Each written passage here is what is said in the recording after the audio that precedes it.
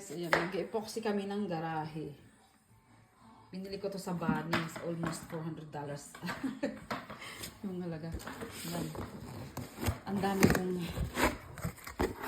ayan, buksan natin.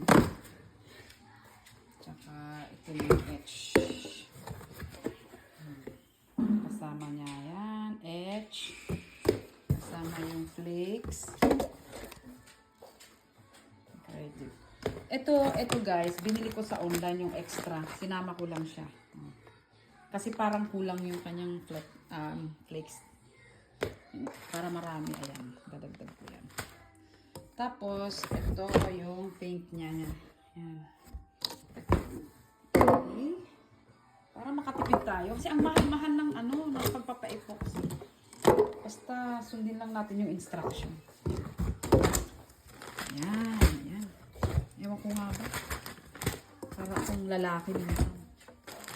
Lahat ng gawaing pang-lalaki kaya kong gawin. Of course. Joke. Ayan. Tapos ito guys, in-order equipment sa online. Kompleto yan. Isang box yan.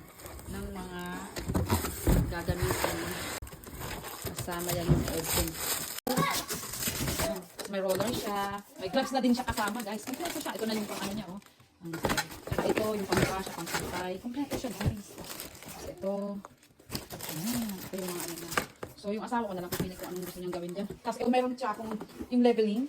Kapag kailangan may bago-bako or kaya may butas-butas, ito yung gagamiting leveling na yan. Parang imomold mo siya. And then siya ang gagamitin. Ito naman, pang ano to, anti-skid. Rust-Owing.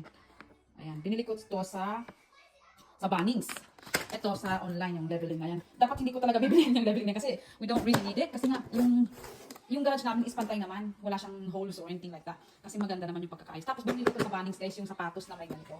Sa ano yan sa ginagamit sa gardening. Pero you can use this one kapag nag-aaral ng epoxy. Kasi parang hindi siya magkaroon ng mark pag nag-paint ka. Ayan, kompleto na siya guys. So ready na kaming mag-epoxy. Okay. Kasi ang mahal-mahal guys ng pag-epoxy, siguro mga libo, more than that.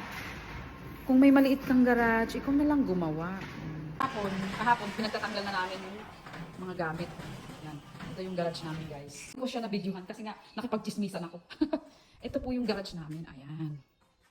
O diba, nakayan sa gilid. Ayan. Medyo malinis na siya guys, pero kailangan niya pa rin ng etch. Ito yung instructor ng asawa ko. Sinasabi ko sa kanya kung anong mga gagawin. So, ayan, sabi ko sa kanya, ilagay niya, i-mix niya dyan yung edge and everything. Tapos,